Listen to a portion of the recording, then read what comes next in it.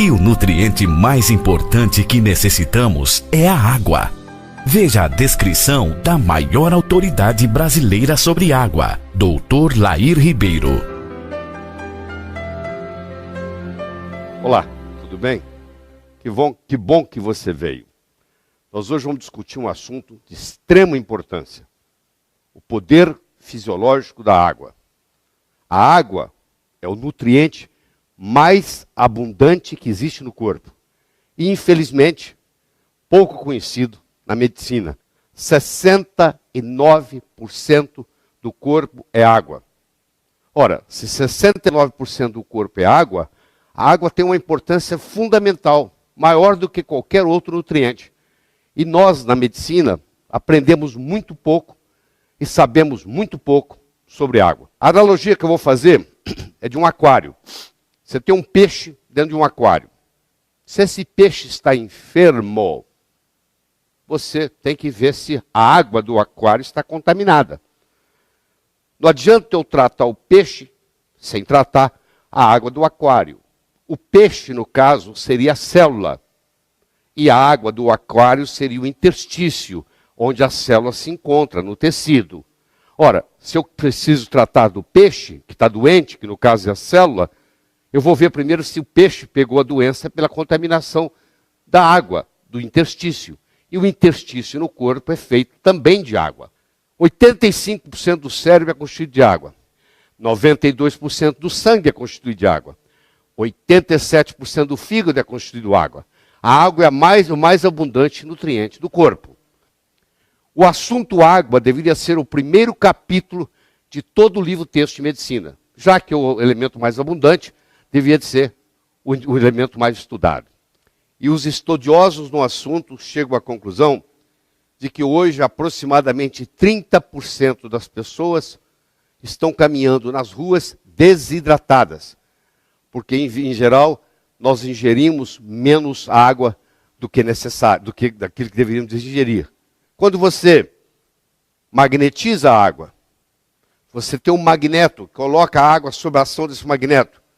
O que o magneto faz na realidade, ele muda o ângulo dessa água.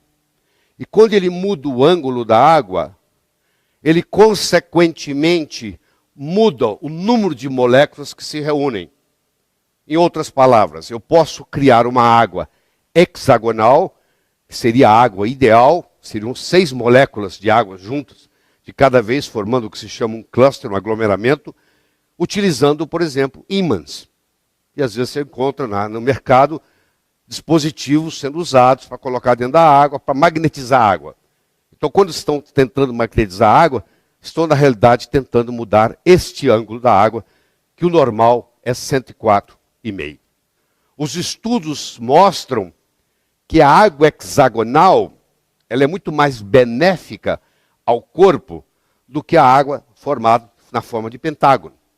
Então, nas células cancerígenas, por exemplo, nas proteínas cancerígenas, tem muito pouco água hexagonal em volta daquelas proteínas. Predomina a água com 5 moléculas. E quando você faz um tratamento e melhora, ela vai passando de pentagonal para hexagonal. Ou seja, o ideal seria a água se posicionar de modo a formar 6 moléculas, formando um hexágono, formando um cluster. Como vocês estão vendo aqui, a água dispositivo aqui do oxigênio e do hidrogênio, os ciclos maiores sendo o oxigênio, os ciclos menores sendo o hidrogênio, e você vai vendo aqui que elas se colocam numa posição hexagonal. O Dr. Moo-Sik John, que é um sul-coreano, uma autoridade em água no mundo, ele afirma que a água que circunda as proteínas anormais, causadoras de câncer, tem uma diminuição significativa do número de estruturas hexagonais.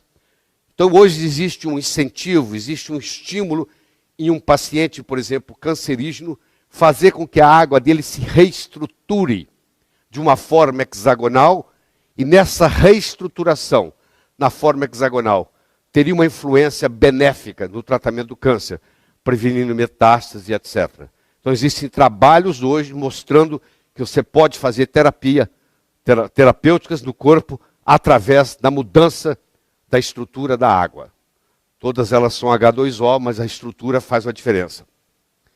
Para nós termos vida, temos homeostase, temos equilíbrio, nós precisamos da existência de oxigênio, por seres aeróbicos, precisamos da existência de água, nós não ficamos sem oxigênio nem 3 minutos. Se faltar o oxigênio por 3 minutos ou mais no cérebro, nós já podemos ter lesões irreversíveis. Nós podemos ficar 2 meses sem comer, mas depois de 10 dias sem água, corremos o risco de morrer desidratado. Então nós temos o oxigênio, nós temos a água, nós temos os macronutrientes, que são as proteínas, os carboidratos e as gorduras, e nós temos os micronutrientes, que são as vitaminas e os minerais. Essa composição proporcional adequada faz a vida e mantém a saúde. Ou seja, à medida que nós envelhecemos, nós estamos mais propensos às doenças, em geral. Um indivíduo de 18 anos raramente vai doente para o hospital. Um indivíduo de 78 frequentemente está no hospital doente, com alguma enfermidade. Que enfermidades são essas? É a dislipidemia, é a resistência insulínica, é a doença cardiovascular, é o acidente vascular cerebral, é o câncer, é o diabetes tipo 2, é a pressão alta, é a morte prematura e é o envelhecimento precoce. A pergunta que nós temos que fazer nesse momento é a seguinte: será que a água que ingerimos está contribuindo para o aumento das doenças degenerativas? Será que a água que nós estamos ingerindo, de alguma forma, está deteriorada? Então, a primeira é a pureza, mas tem muitas outras. A nossa saúde pode ser melhorada através da melhoria da qualidade da nossa água e doenças podem ser realmente tratadas com água. Como eu disse, no Japão, isso já está ocorrendo.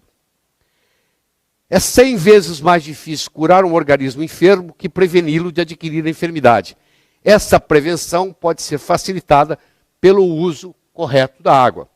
Se eu tomo muita coisa acídica, ácida, como o caso de refrigerantes, por exemplo, eu crio uma situação metabólica no corpo, onde os destruidores de ossos, que são os osteoclásticos, são estimulados. E isso leva à osteoporose. Quem faz uso de refrigerante diariamente, a longo prazo, vai desenvolver osteoporose. A água magnetizada tem uma menor tensão superficial. Quando você põe a água no efeito de um magneto, você muda o ângulo, aquele ângulo que eu mostrei no começo, e, consequentemente, você muda o tamanho do cluster, o tamanho do aglomerado. Então, a água tem que ter pureza, tem que ter um bom pH, tem que ter um redox negativo, tem que ter uma boa condutibilidade e tem que ter uma baixa tensão superficial. Essa seria a água ideal. Essa água ideal é chamada de água ionizada. Ionizar significa ganhar ou perder elétrons. No caso, ela ganhou elétrons. Ela tem elétrons para distribuir. Por isso que ela é uma substância antioxidante. É a água que funciona como antioxidante, ou seja, não deixa você ter estresse oxidativo, você toma ela 3, 4, 5 vezes por dia. Ela é alcalinizante, ou seja, à medida que você envelhece, você vai acidificando, ela rejuvenesce você. Ela tem que ser hidratante, ela tem que ter baixa tensão superficial para ela subir no capilar, e ela tem que ter a negatividade para ela fazer a desintoxicação, já que a maioria dos tóxicos tem carga elétrica positiva. Então, uma água potável de boa qualidade. Ela deve ter uma pureza filtrada sem retirar os minerais. Porque se eu retirar tudo, ela não tem condutibilidade. Ela tem que ter um pH pelo menos acima de 7,5. O ideal é ingerir uma água com pH 9 ou 10. Ela tem que ter um ORP, um redox negativo, para funcionar como antioxidante. Se ela tiver um ORP positivo, ela é oxidante. Ela tem que ter uma tensão superficial baixa, hidrata melhor, facilita subir no capilar mais.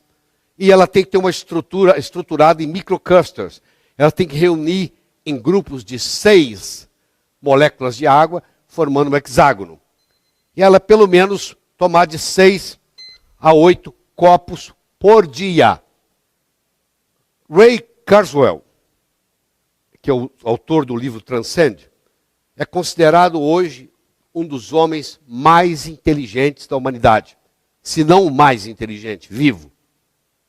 E ele tem no livro Transcend ele tem uma afirmação que ele diz assim: a água ionizada é uma das coisas mais simples e mais poderosas que você pode fazer para combater uma ampla gama de processos patológicos. É isso aí. Nós fizemos a volta toda e chegamos aqui. Então não é só pureza. É pureza, é pH, é ORP, é condutibilidade, é tensão superficial. E você vai ver que a água pode ser um agente terapêutico.